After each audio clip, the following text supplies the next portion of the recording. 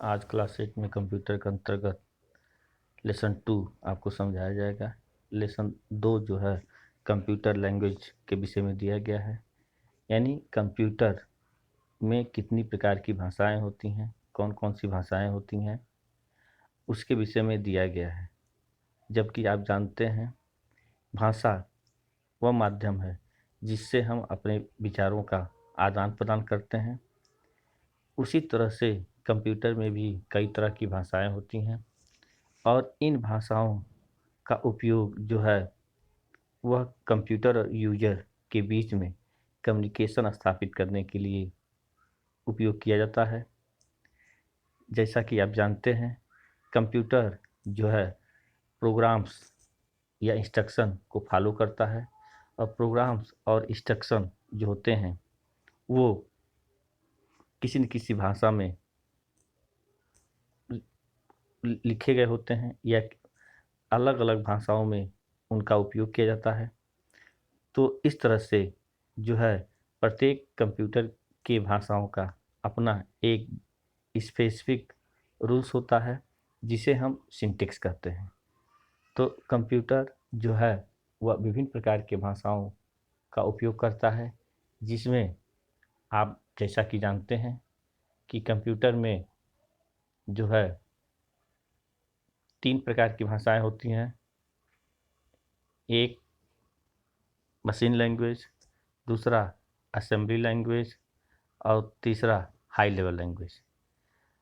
और कंप्यूटर जो है आपको पढ़ाया गया है पिछले कक्षाओं में कि कंप्यूटर केवल मशीन लैंग्वेज को ही समझता है, बाकी न तो असेंबली लैंग्वेज को समझता है और न ही हाई लेवल लैंग्वेज को समझता है। तो यहाँ एक प्रश्न उठता है कि कंप्यूटर आखिर में काम कैसे करता है। कंप्यूटर जो है वह लैंग्वेज प्रोसेसर के माध्यम से हमारे द्वारा जो भी भाषाओं का उपयोग किया जाता है, हम और आप अधिकतर हाई लेवल लैंग्वेज का इस्तेमाल करते हैं। हाई लेवल लैंग्वेज को जो है ये लैंग्वेज जो प्रोसेसर होते हैं वो मशीन लैंग्वेज में कन्वर्ट करने का काम करते हैं। उसी तरह से कंप्यूटर असेंबली लैंग्वेज को भी नहीं समझता है, तो असेंबली लैंग्वेज को समझने के लिए भी लैंग्वेज प्रोसेसर का इस्तेमाल किया जाता है और उसके लिए असेंबलर लैंग्वेज प्रोसेसर का इस्तेमाल किया जाता है। असेंबलर जो होता है वह असेंबली लैंग्वेज को मशीन लैंग्वेज में बदलने का काम करता है। अब आपके बुक में दिया गया है कि फर्स्ट जनरेशन प्रोग्रामिंग लैंग्वेज, यानी प्रथम पीढ़ी के जो कंप्यूटर्स बनाए गए उसमें जो है कौन से लैंग्वेज का इस्तेमाल किया गया था उसके विषय में दिया गया है।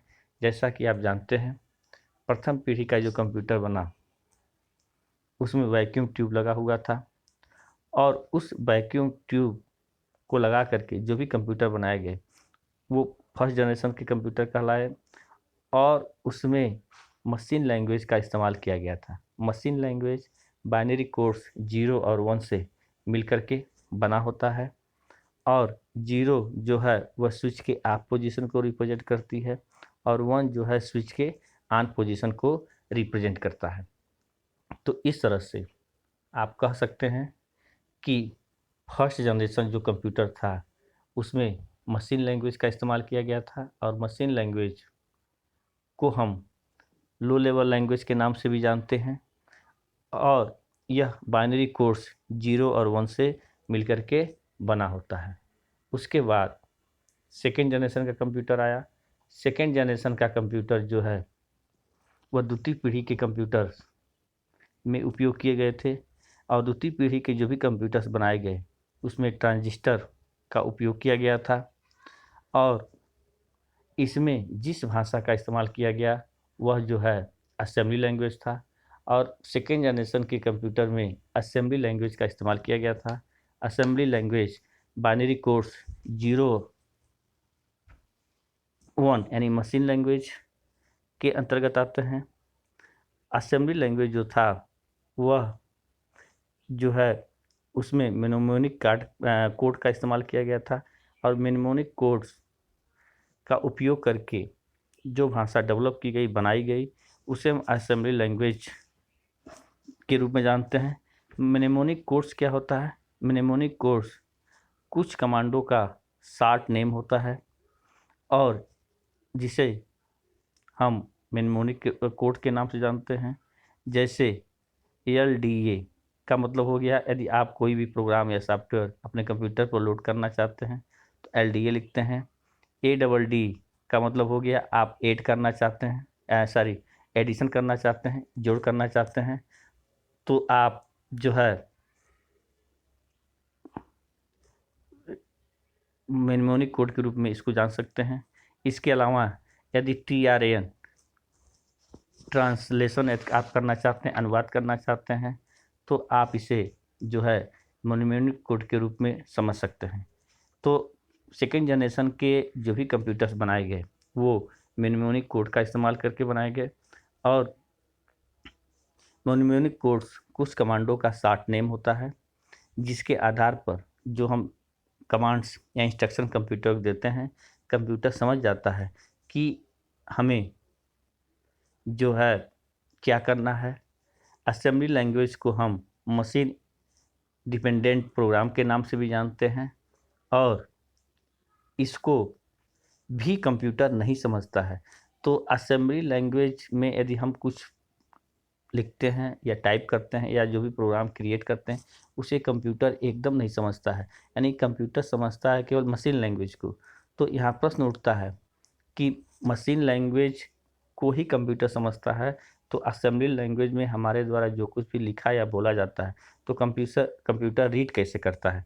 जैसा कि आप जानते हैं कंप्यूटर जो है, आपको बताया भी गया था अभी जो है कि कंप्यूटर केवल मशीन लैंग्वेज को समझता है, तो कंप्यूटर काम कैसे करता है? अभी हम आपको कुछ देर पहले बताए हैं कि कंप्यूटर के काम करने का एक माध्यम जो है लैंग्वेज प्रोसेसर भी होता है और असेंबली लैंग्वेज को मशीन लैंग्वेज में कन्वर्ट करने का काम असेंबलर एक प्रकार का लैंग्वेज प्रोसेसर है जो हमारे द्वारा लिखी गई असेंबली लैंग्वेज को मशीन लैंग्वेज में कन्वर्ट करने या बदलने का काम करता है। तो असेंबलर एक तरह का लैंग्वेज प्रोसेसर होता है जो असेंबली लैंग्वेज में लिखी गई भाषाओं को मशीन लैंग्वेज में कन्वर्ट करता है, तब जाकर के कंप्यूटर उसको रीड करता है और उसका जो भी आंसर या उत्तर या रिजल्ट देना होता है कंप्यूटर जो है मशीन लैंग्वेज में देता है। फिर असेंबलर उसको सॉरी फिर जो असेंबलर उसको असेंबली लैंग्वेज में कन्वर्ट करता है, तब जाकर के वो हमारी स्क्रीन पर दिखाई देता है। इसके बाद है, आप ध्यान देंगे, third generation programming language. Third generation के कंप्यूटर्स जो भी बनाए गए उसमें जो है जिस भाषा का इस्तेमाल किया गया वह भाषा था हाई लेवल लैंग्वेज, यानी तृतीय पीढ़ी के कंप्यूटर्स में IC का उपयोग किया गया था, इंटीग्रेटेड सर्किट का उपयोग किया गया था और इंटीग्रेटेड सर्किट या IC का उपयोग करके जो भी कंप्यूटर बनाए गए वो तृतीय पीढ़ी के कंप्यूटर कहलाए और उसमें जिस भाषा का उपयोग किया गया वो हाई लेवल लैंग्वेज था।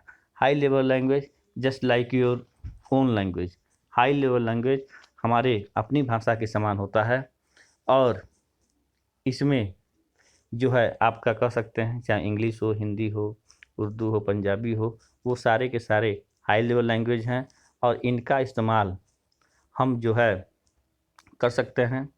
हाई लेवल लैंग्वेज का ही हम जो है कंप्यूटर पर इस्तेमाल करते हैं, लेकिन कंप्यूटर उसको भी रीड नहीं करता है, यानी उसको भी समझता नहीं है।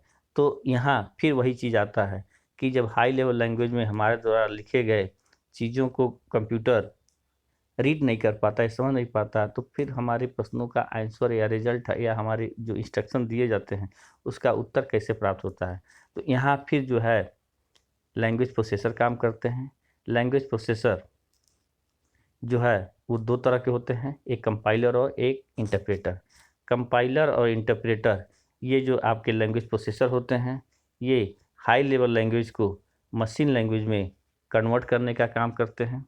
यानी यदि आप हाई लेवल लैंग्वेज में कुछ लिखते हैं और लिखने के बाद जो है ये जो लैंग्वेज प्रोसेसर होते हैं ये हाई लेवल लैंग्वेज में लिखी गई चीज़ों को मशीन लैंग्वेज में कन्वर्ट करते हैं, तब जा कर के कंप्यूटर उसको रीड करता है या अंडरस्टैंड करता है, और उसके बाद वो अपना रिजल्ट या परिणाम मशीन लैंग्वेज में देता है।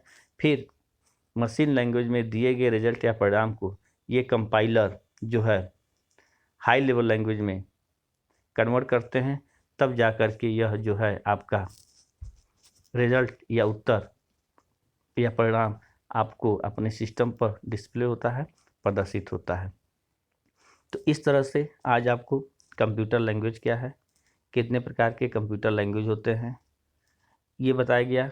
प्रथम पीढ़ी के कंप्यूटर में किस प्रकार का लैंग्वेज का इस्तेमाल किया गया था, द्वितीय पीढ़ी के कंप्यूटर में कौन सा लैंग्वेज का इस्तेमाल किया गया था, तृतीय पीढ़ी के कंप्यूटर में किस लैंग्वेज का उपयोग हुआ, और साथ ही साथ लैंग्वेज प्रोसेसर क्या होता है, लैंग्वेज प्रोसेसर किस तरह से काम करते हैं, ये सारी चीज़ें आपको समझा दी गई हैं और बता दी गई हैं। धन्यवाद।